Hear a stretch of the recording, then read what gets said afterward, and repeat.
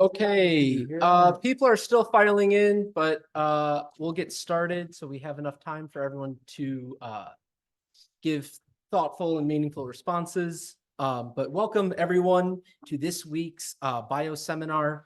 BIOMES is YSE's flagship forum for bringing cutting edge research and impactful work to the YSE community.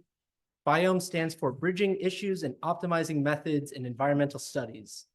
This week, we are joined by 4 of our own quite distinguished faculty members. We have Paulo Brando, the Associate Professor of Ecosystem Carbon Capture, Marlyse Duguid, the Thomas J. Sikkema Senior Lecturer in Field Ecology, Matthew Kotchen, the Professor of Economics, and James Saiers, the Clifton R. Musser Professor of Hydrology. To set the context for what this panel is going to be about a bit before we begin, YSE, as we know, at an institutional level, has stated that this is a place where interdisciplinary work and education occur. When you go through YSE's website, you can find statements like YSE's master's degrees are designed to foster interdisciplinary collaboration. And YSE's guiding principles further state that we are to, as students in a community, approach problems on a systems basis and from interdisciplinary perspectives. Yet, I think to many of us students, the path towards becoming interdisciplinary is not always clear. And this is an idea and theme that I've come across in my 3-ish years here at YSE, talking to different MEM, MESC, and PhD students. And so what better place to have this conversation than BIOMES? And so with that, I'll take my seat and we'll start with the questions. So to start, what does interdisciplinary mean to you? And maybe we'll start left to right. I knew we were going to start on this side. Well, hello, everybody. Thanks for coming. So what does interdisciplinary mean to me? Well, I guess, at least for me, I've been in kind of an interdisciplinary environment all the way back to my undergraduate and graduate school training. So I have lived in an interdisciplinary environment for pretty much my whole career. I'm an economist. I collaborate with interdisciplinary or people in different disciplines regularly in my work. But in thinking about this question, I guess I kind of think of interdisciplinary. What is interdisciplinary? I'll take maybe just, I think it's about the person more than actually what you do. To be interdisciplinary, both as like a student, a professional, or a researcher, I kind of think of interdisciplinary as the types of questions that you're interested in and that you want to answer, and your openness and your willingness to do something different and use different types of methods and sort of marshal whatever it requires to answer the question that you're interested in. And I think it's a particular type of person and what they're interested in doing and what they're interested in pursuing more than what classes you take or what papers that you write. And I think it's a little bit of one of those things where it's, as we'll see, it's hard to define, but it's a little bit like you kind of know someone who has interdisciplinary inclinations by talking to them and interacting with them. And I think it's one of the things that kind of makes both the faculty and the students unique about our school as opposed to the individuals that you would see in the more traditionally disciplinary departments. Awesome. Jim? Like Matt, I sort of grew up in an interdisciplinary department. I'm graduated, got my PhD in environmental sciences. The scope of my interdisciplinary research as a PhD student was a little more limited than it is now. I was supervised by a hydrologist, a geochemist, and a microbiologist. So I did get a flavor of it early on. So I think interdisciplinary study evolves and it's a response to a need. And it's a need that emerges when the questions that you're asking can't be solved by traditional methods or within a traditional discipline. It's individuals are interdisciplinary, but often many of us engage in interdisciplinary studies through collaborations. And so, and those collaborations often stem from and involve people who have well-defined skill sets, but are interesting in, are willing to engage with people with different perspectives and to value and to be able to value contributions through different disciplinary lenses. And so, one person typically doesn't do it all, but I think most of us do interdisciplinary research through collaborations. Yeah, thanks for the invitation. Good afternoon, everyone. I have a PhD in interdisciplinary ecology, and every time I went through immigration in Florida, they would ask, what do you do? And then I would try to explain. They're like, okay, just go, because it was super hard to explain in few words. And over time, I feel that, may I disagree with Matt? Is that okay to disagree with the panelists? Yeah. Disagree? Yeah. Oh, yeah, great. Because I think a lot of people have this vein that they have in their DNA to be interdisciplinary. And I think a lot of you have that DNA. And then you try to understand and cross disciplines and create synergies. So your teams are more than the sum of its parts, right? And I think that's a lot to do to be interdisciplinary as a person. But I've, over time, seen that a lot of people who are specialists in their field, they really know their techniques. They can be part of interdisciplinary efforts. And then I think to be able to do that, we just have to open a little bit your perspective and see how you can apply your model, your technique to different sets.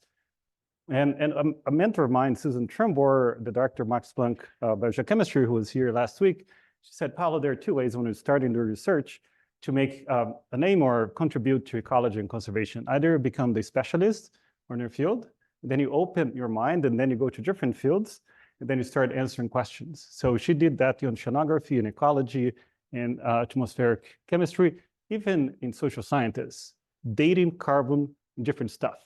That she was the queen of carbon-14.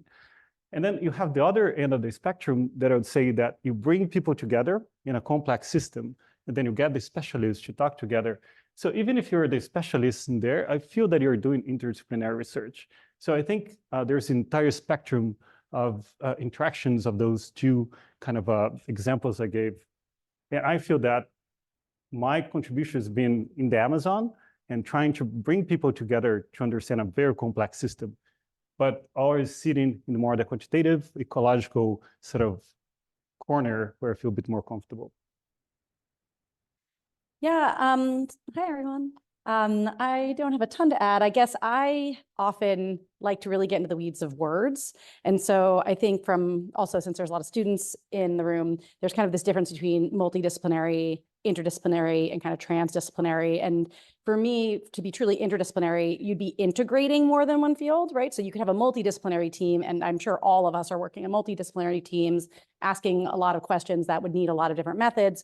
But if you can really kind of integrate different ways of seeing and different kind of methodologies and different ways of asking questions, that would be, for me, the most kind of interdisciplinary way of looking at a problem. Different than everyone else, I actually did not come from an interdisciplinary background at all. My undergraduate is in agriculture at an ag school with very applied sorts of questions where there wasn't really any emphasis on doing interdisciplinary work. And so that didn't really enter my life until much later, until I came here and really were embedded in this multidisciplinary place. But I do think, like Paulo said, we don't necessarily need interdisciplinarity for all questions, but for complex questions, like the types of problems we're facing with the global environment, I think we do need interdisciplinary and transdisciplinary research to really address those complex systems problems. Do you mind answering back to back? Oh, sure. Okay. So the second question then is, would you consider your scholarship to be interdisciplinary? Why or why not? Or maybe to what extent is it? Yeah, so actually when I got the email invite, I emailed you back and I was like, really? Why me? Are you sure? And so at first, I was thinking of my scholarship as really kind of narrowly like my publications, right? And so I think if I were to just look at my Google Scholar profile, I don't know that I'm a particularly interdisciplinary science. I do have scientists, I've got some projects here and there, but I did start to think more broadly. And if I'm thinking about also my teaching and my outreach and my extension work, I think I am doing some interdisciplinary work. There's a couple examples. I'm work a lot with ecological restoration, which is really at its core, it has to be so interdisciplinary because you can't set a baseline without understanding history and the humanities and ethics and cultural values. And you need engineers and people doing modeling for most ecosystems, and you need social scientists to be doing all of the stakeholder engagement, and you need ecologists, you need so many people or folks who really kind of know all of those disciplines. And the other place where I think I use it a lot is I'm doing a lot of work with doc student Karam Shivan over there on non-timber forest products and forest farming, which is when you're applying ecology in the field, you're working with people, you're working with farmers, you're working with ecosystems. You really need to be bringing in all of those things. And when I find myself writing IRB, protocols, I think that I probably entered the interdisciplinary realm of ecology. Awesome. Yeah. Paulo, you want to go next? Yeah, my gut reaction to say, of course, yes, I have a PhD in interdisciplinary ecology, but the real answer is like, it depends on the context. It's almost because I spent most of my life working for nonprofits, NGOs, that tackling these super complex issues from deforestation, climate change, and being from the science to trench lines, talking to different stakeholders. And when I go to academia, I think came back to academia, it's pretty clear that it's quite interdisciplinary. I work in a field site that we look at all the impacts of land use and climate change, biogeochemistry, ecology, climatology, and so on. We had a class that visited recently, and that is highly interdisciplinary in trying to understand these impacts from different lands. But then when you start stepping back and saying, okay, what about the region here? What are the impacts of land use change, big ag systems? You start interfacing with a much more complex set of actors and questions and issues. And I start seeing myself more in the corner, and everyone looks at me, the specialists in ecology, rather than these interdisciplinary scientists. And when you go to the entire Amazon basin, where I work a lot, I'm the super specialized person, the scientist in the room who deals with climate and forest.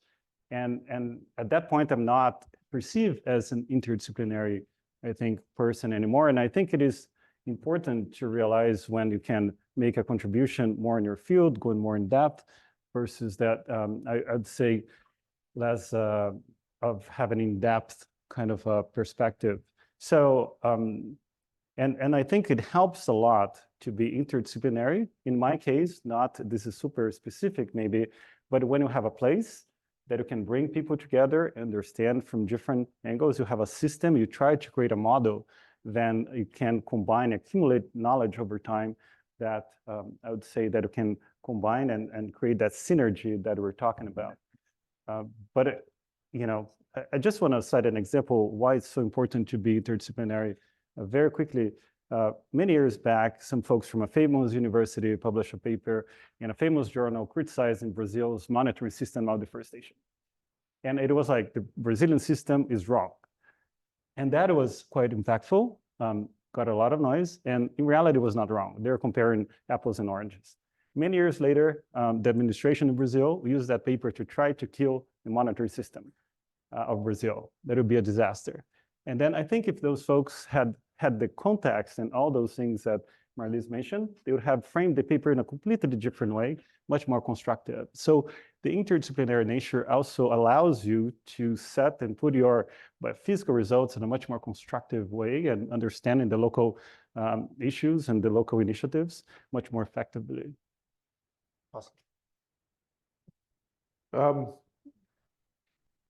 I tend to think about sort of my research in terms of projects. And often, if you're thinking along the lines of interdisciplinarity, within a project, it's often, I think about it as a work in progress. So I'll give you an example. One of my more recent interests has become related to carbon capture by enhanced silicate weathering. All right, so the idea here is that you work with farmers and you apply crushed rocks. And when these rocks weather naturally, by rainfall, they consume carbon dioxide, pull carbon dioxide out of the atmosphere. And the idea is if this can be done at scale, then you can, this can play a small role in helping to stabilize climate. And so began this work and looking at it through very much a natural science lens. And we're doing field experiments. And so I'm engaging with not just hydrologists, but geochemists and soil scientists. But as I've gone through this and learned more about it, some of the uncertainties are scientific in nature in that we're not really good at measuring this. And so some of these are scientific questions, but some of the bigger impediments are barriers to adoption. And so that's requiring that I sort of broaden my scope and think about, more social science oriented questions, which might involve, for example, interfacing with farmers to understand their concerns about adopting this practice, or understanding more about benefits or other societal concerns. And so that is requiring that I speak to people beyond just natural scientists, but begin to talk with social scientists. Another example is I've long been interested as a hydrologist in how contaminants move through drinking water aquifers, and have been concerned about how contamination affects people's health. And so there was an opportunity that came along to begin to explore the effects that fossil fuel development and contamination of groundwater by fossil fuel development has on human health. That question presented a problem that was much bigger than I could tackle. But I worked with faculty from the School of Public Health with expertise in biostatistics, exposure science, and epidemiology. And the way we integrated this work was that we were interested in trying to assess the vulnerability that people who got their water from residential wells, how the risk of their understanding their health burden from consuming water that might have been contaminated by oil and gas development. And so that involved working on hydrologic models to develop indications of exposure, all right, and then passing that information off to epidemiologists looking at associations between exposure and drinking water contamination and human health effects. And so those interdisciplinary collaborations took a while to develop, for people to get comfortable with one another, for people to be able to talk and ask questions of one another. But we kept at it, and I think it's been pretty successful. To the question of, is my scholarship interdisciplinary? I think that not all of it is interdisciplinary. I mean, I am an economist and I do economics research, but I think a lot of my research is interdisciplinary, and it's not just within the social sciences, but also to the natural sciences as well. And I think the best way to sort of is to, like others have, give you like 2 case studies of these projects and how they came about and why they're interdisciplinary. And one is with Pete Raymond, who's back there, who happens to share an office next to me. And this is to emphasize the point about how just who you are and how you ask questions and how you interact with others is quite important. I think this project that we started out, which is in review right now, is about the US Clean Water Act and the WOTUS, waters of the US, and how you define them. And I think this project started with Pete reading an article in the news about how the Supreme Court had just made a decision about changing the way that they defined intermittent waterways or ephemeral streams. And the issues then were, how do you quantify the benefits and costs associated with this policy change? And why is the Supreme Court making this scientific decision? And so Pete being curious, myself being curious, and us also having to know somebody in the law school who's an expert at this, we said, let's all get together and let's just chat about this article. And so we came into the office and we were talking about it. And we had Doug Kaiser, who basically was telling us about what was going on with the Supreme Court in their decision making. And then me talking about how they do the regulatory impact analysis of evaluating these policies. And then Pete being like, well, everything that you're measuring and everything that the Supreme Court is talking about, nobody actually knows the scientific basis upon which these decisions are actually being made at all. Because like, I'm the person who does this water stuff, and this parameter that everyone's talking about, they know, we don't know at all. So out of that came an entirely new research question and a relationship between us all, where we had a legal interaction, an economics interaction. We pulled in some other modelers, and we came up with decisions that map how different Supreme Court decisions relate to the science with different definitions to ultimately think about how you quantify those benefits and costs. And the interdisciplinarity came out of the openness to talk to people in different disciplines and come up with new questions to answer a problem. So that's one project. Another project, which is currently ongoing now, is with Oz Schmitz. Oz, are you here too? Oz has done a lot of work on the ways that managing ecosystems lead to surprising effects in how much carbon is retained in forests, for example. And he was working with a student thinking about moose browsing and moose populations in northern boreal forests. And so they characterized this system very well in terms of like, how do you, it's surprising how much if you change the moose population, you change the amount of carbon that is in forests. And so then they got thinking about, and this is where I was brought into the discussion about, well, what happens if there's a carbon market now, and you actually start valuing trees for carbon? What does that do to the incentives for managing moose populations? Well, all of a sudden, if trees become a lot more valuable, not just for timber, but additionally for like carbon, that actually may change the way that you want to manage your moose populations. All of a sudden, moose are basically like carbon-eating machines. And so this is a trade-off, and thinking about that, we started to think about a systematic way about how you would balance these multiple criteria that you would care about for managing the system. And so that, I think, is kind of like a question that is quite intuitive, but the framing of it in that way led to different calibrations in characterizing the ecosystem mechanisms in a way that could feed into an economics model to actually answer these questions. So we came up with new questions, but then answering those questions required additional methods.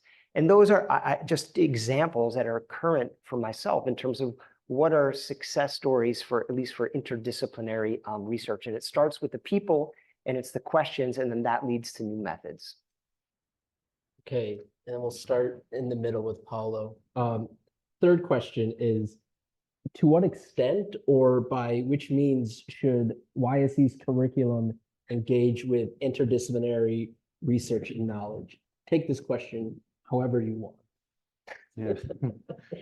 So I've been here I'm new. I think you can say that you're new in a place after 2 years, up to 2 years. I've been here for over a year. And so I don't want to say what YSE should do, but I think looking here and coming from other places, it's pretty clear that YSE already has an amazing interdisciplinary, I would say, set of initiatives. And of course, it is because our issues, the problems we're facing are extremely difficult to tackle within our disciplines. And I think some disciplines are doing a very good job in diving in and creating all this new technology that can be applied to very important parts of the system and like vaccines and solve big issues. But a lot of the times also we run into the risk of being true specialists and be specialists of something that no one cares. And I would say that the research we do here has to be sort of a balance between the two of them. I think lots of students may, even in my classes, say, I want to know something that I can apply in the world out there tomorrow, and then not this foundational stuff. But sometimes it's like, but we need some foundations so we can jump to other places. We can reach out and sort of have a broad perspective as the field is changing.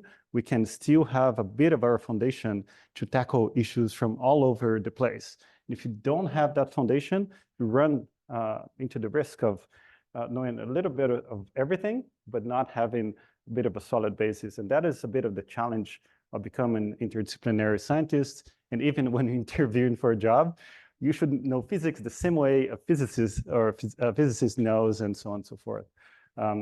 So I would say that it's super important that we have this at the school. The question but also to show some of the positives initiatives, some examples of interdisciplinary scientists, not being a person who is interdisciplinary altogether, but is part of interdisciplinary teams.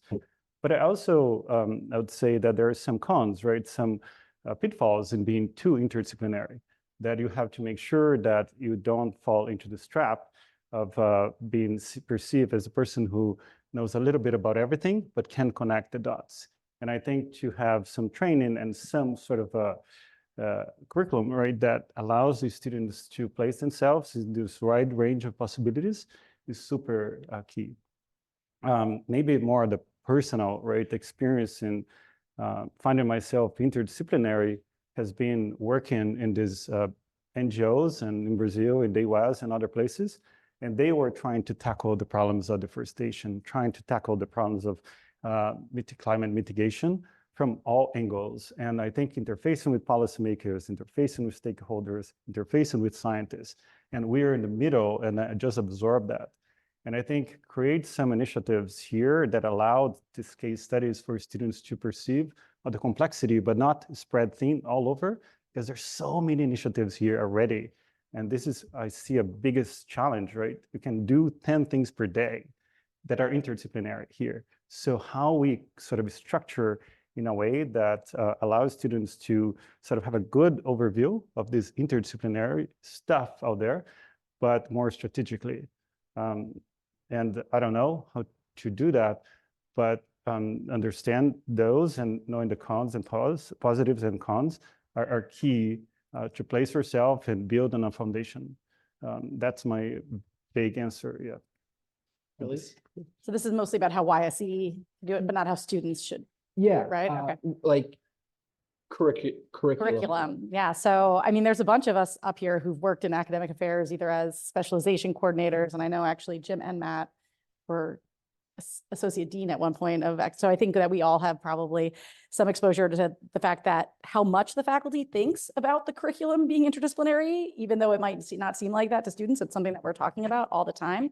And of course, there's a lot of different degrees. And I think in the MEM focus, for sure, we think a lot about each of those specializations having a certain amount of that kind of interdisciplinary or multidisciplinary training, I'll say, at least kind of in that first year, if we're thinking about the perspectives and the foundation and all of that. With then, to echo what Paulo is saying, I think it is really important to have depth as well, right? You are getting a master's. You don't want to have no mastery of any topic. And so trying to have that multidisciplinary exposure, but then kind of building up in that second year to have a specialization and some depth in one particular topic.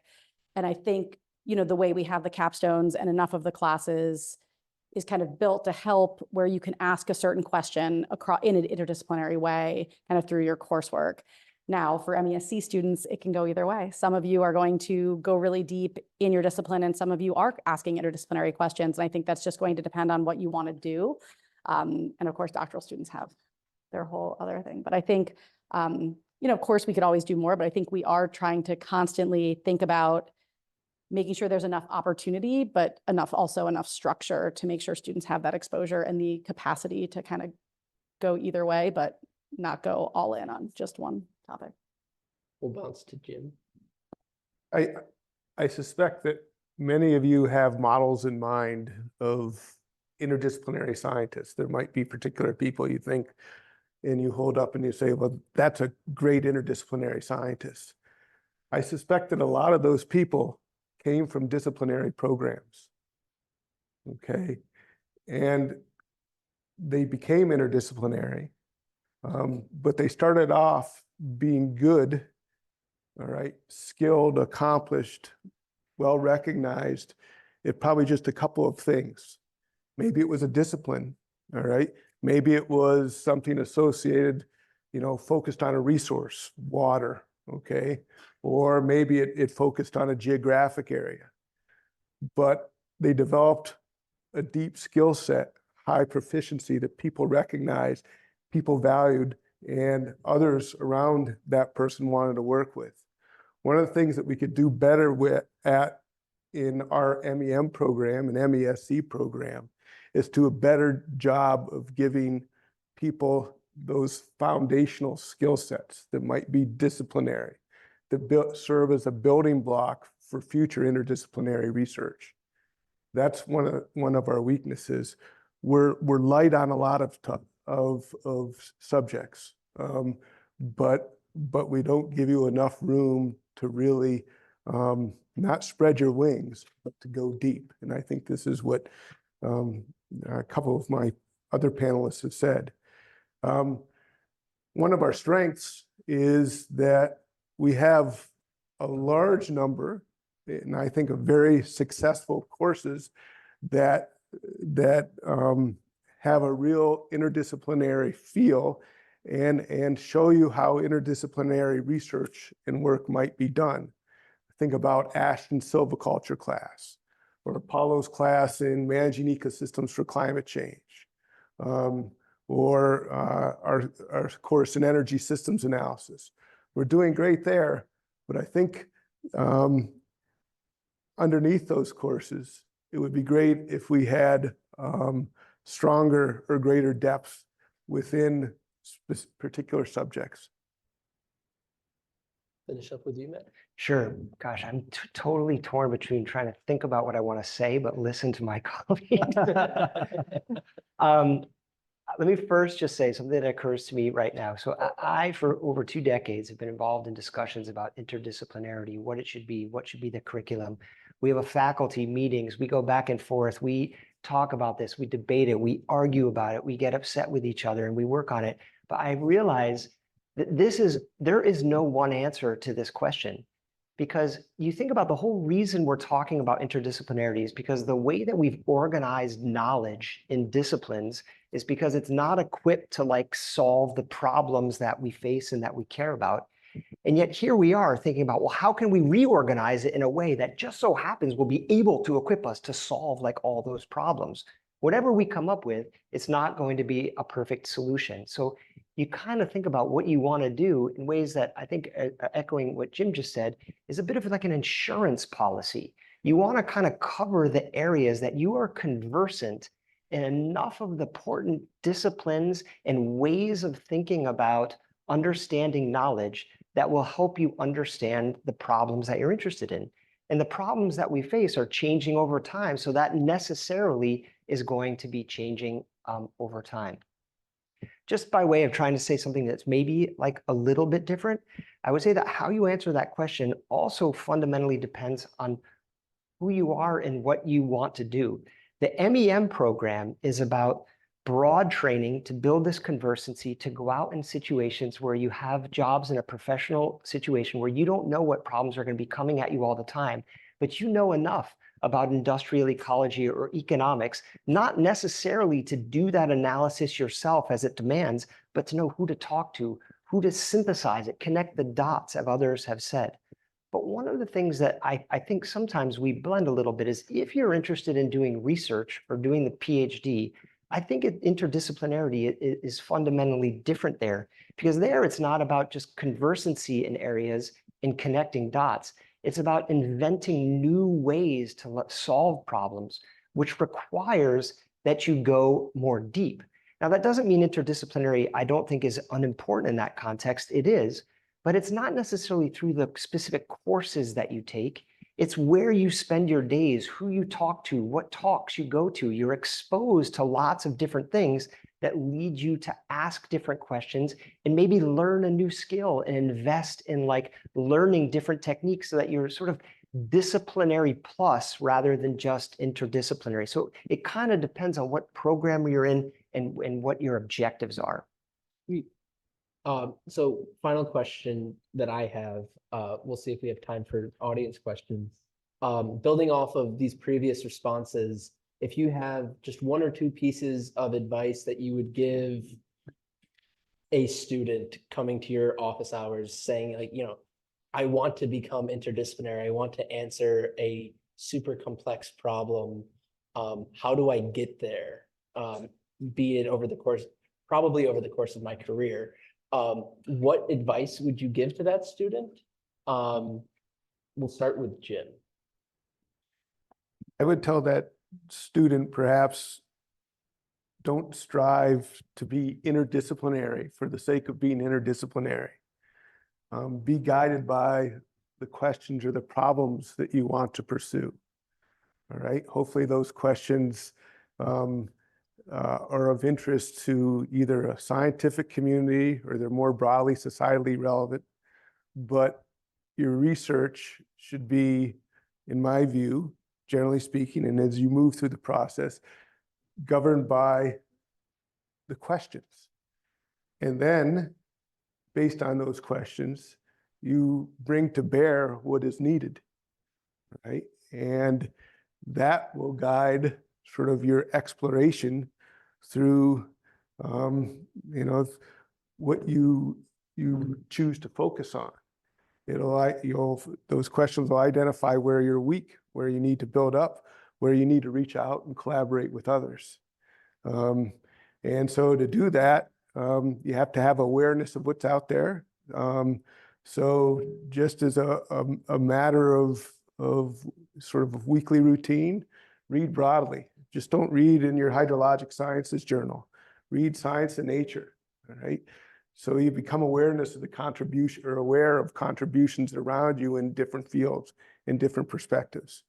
But I think don't worry so much about being interdisciplinary. Focus on the questions, all right? And then see where that takes you. We'll flip over to Marlyse. It's a really good question. So I agree with everything Jim said. So I do think that there is a risk. There's kind of like two risks. There's the risk of only wanting to be interdisciplinary and then like missing out on having that true specialization and that true mastery, which I mentioned in the last question. But I do also see the opposite side. So I guess my advice would be curious and be willing to be wrong. So I think sometimes, we have an idea of the answer to the question before we've asked it. And we might resist certain classes or certain collaborations or certain conversations with people. Like, let's say you already believe that, radical social change is the only way to solve the climate crisis, right? And you don't believe in capitalism. I think you should make sure you've got some economics classes, right? Because you need to really be able to know what other viewpoints are and other ways of thinking. You can't just kind of put yourself into the ways of thinking you already are. So I think challenge those preconceived notions you have about the way we're going to solve these problems, but not so much that you land after your 2 years and you can't really explain what you have that expertise in when you go to apply for jobs. Is that balance? Matt?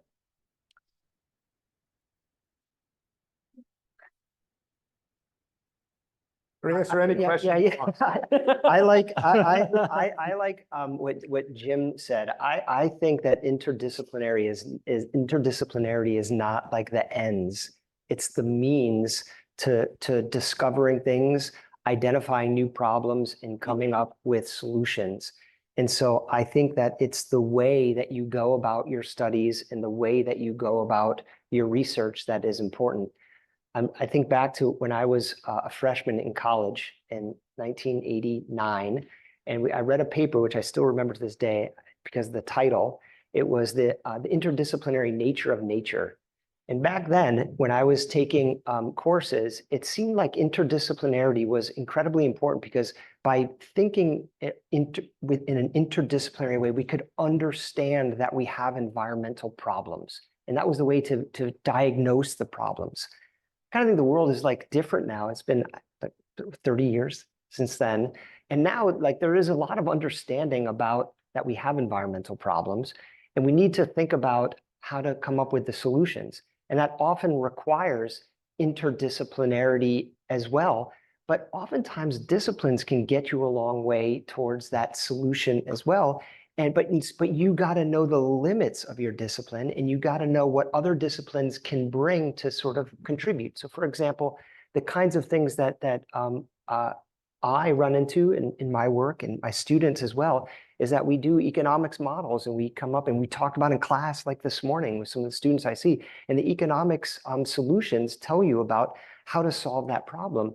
But that doesn't account for political feasibility, political economy in reality. So then you want to think about, well, what do political scientists have to say about which policies are more likely to pass or which ones aren't?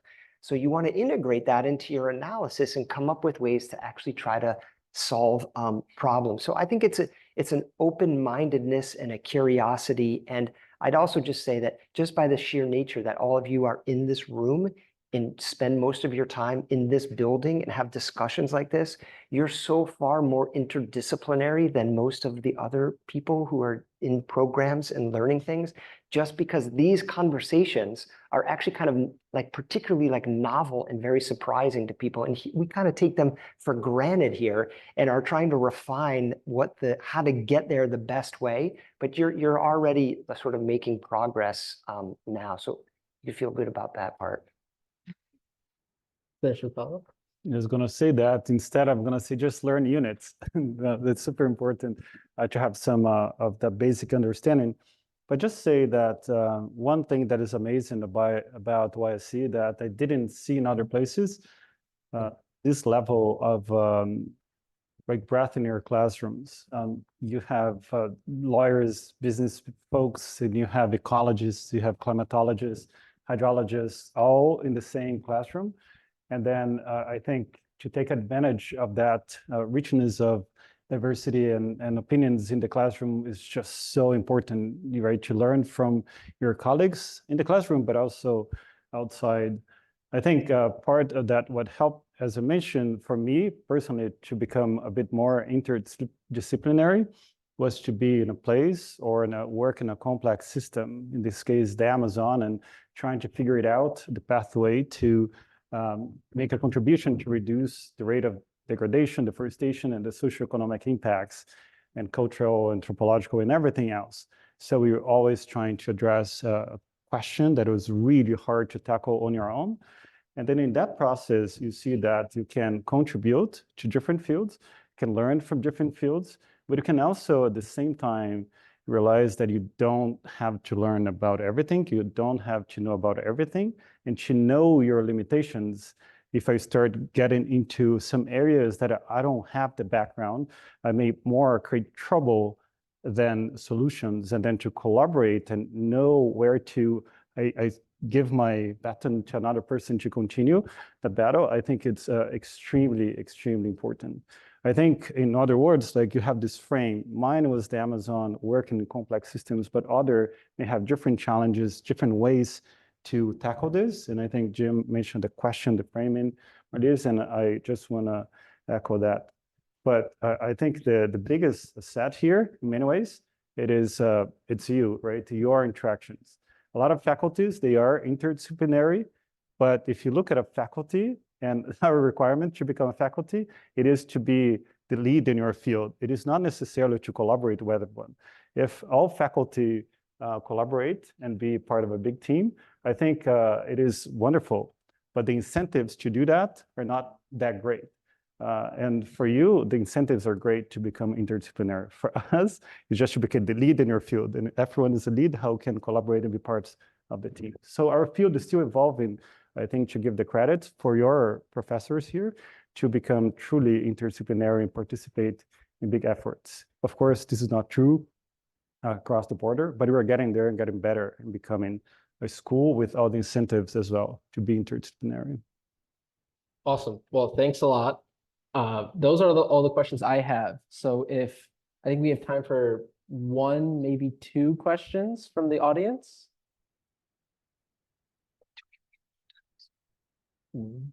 Or one. Yeah, you got time. Is that right? I don't know. I can't see the. We got 15 minutes. Yeah, we have 15 minutes. Question.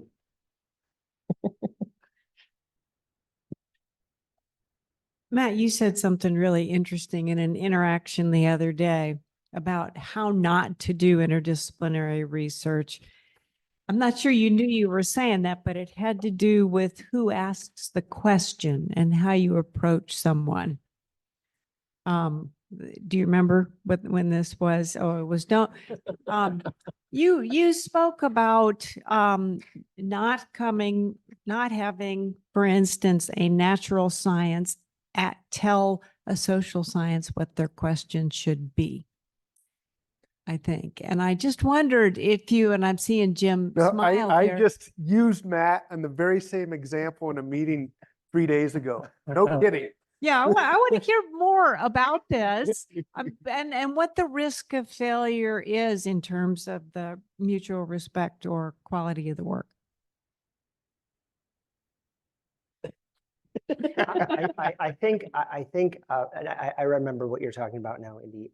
I think that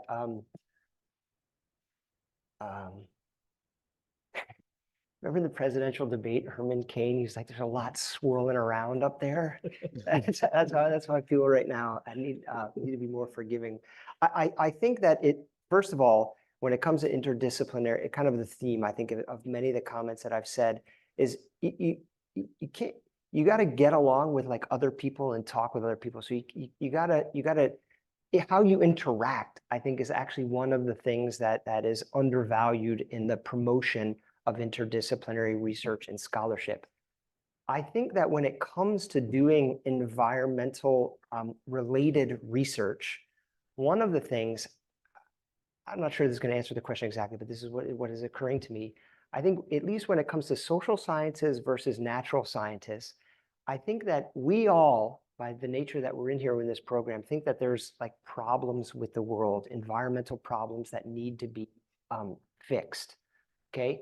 And I think that sometimes we can cross the line between doing research and scholarship that is analysis versus advocacy for particular types of solutions or ways that you get to solutions.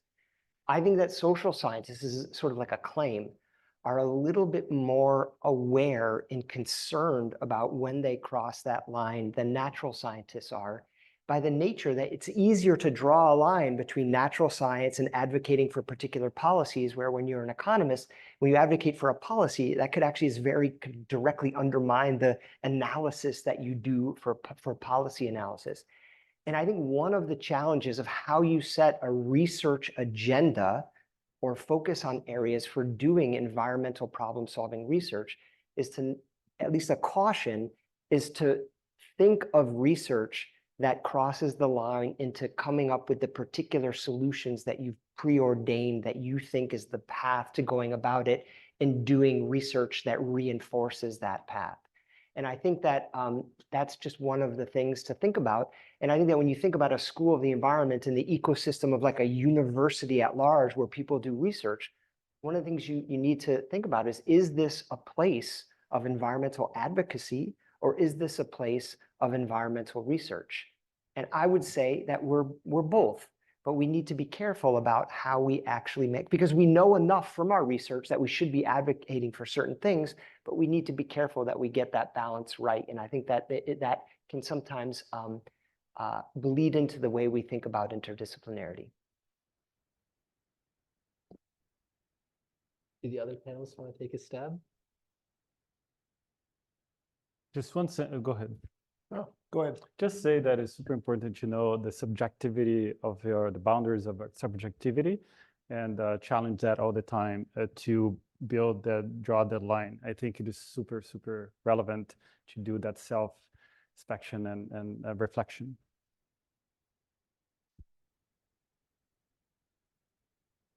Hi, I wanted to expand on something that Paulo alluded to, which I think students may not be very aware of, which is the incentive structure. So in my 30 years here, I've seen an improvement in this regard, but generally speaking, for faculty, you're not much rewarded for interdisciplinarity.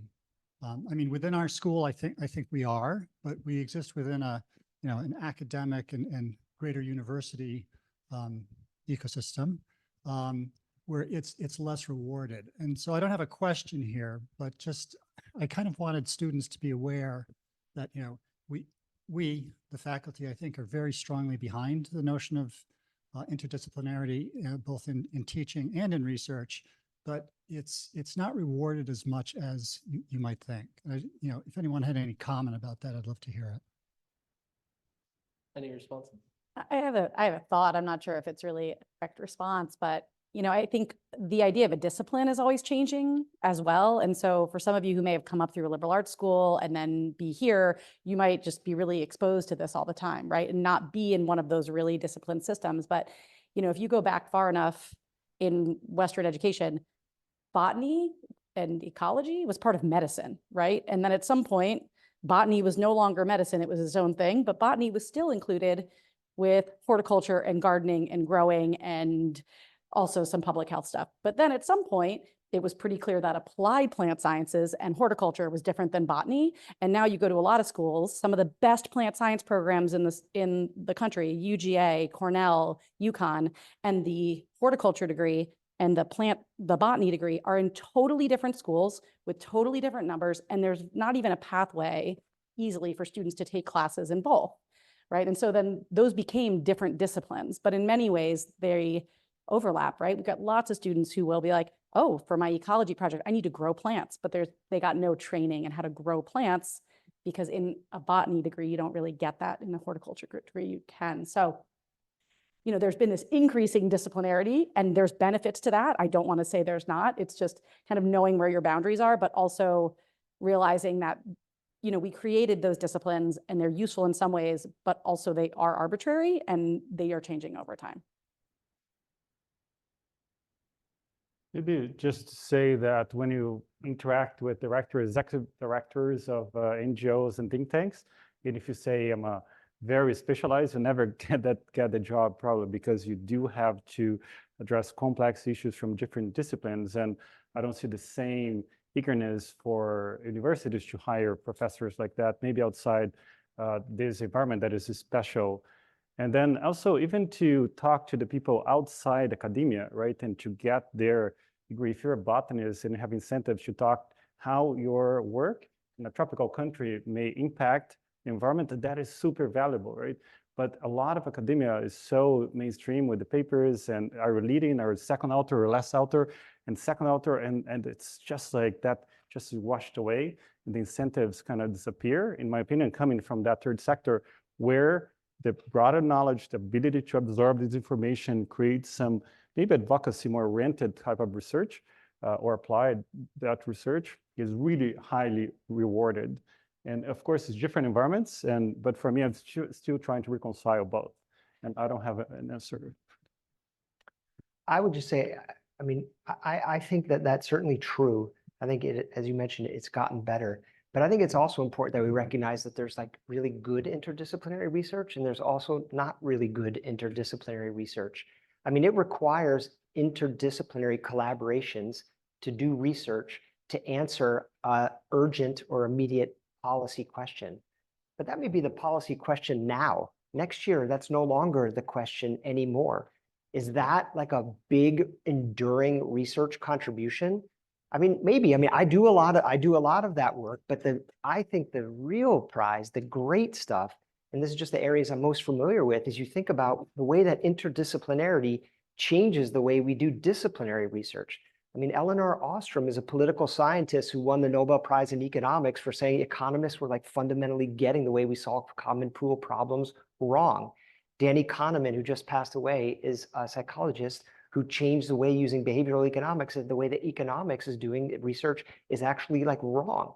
And they're changing the way that we think about the pillars of disciplinary research in order to understand the world.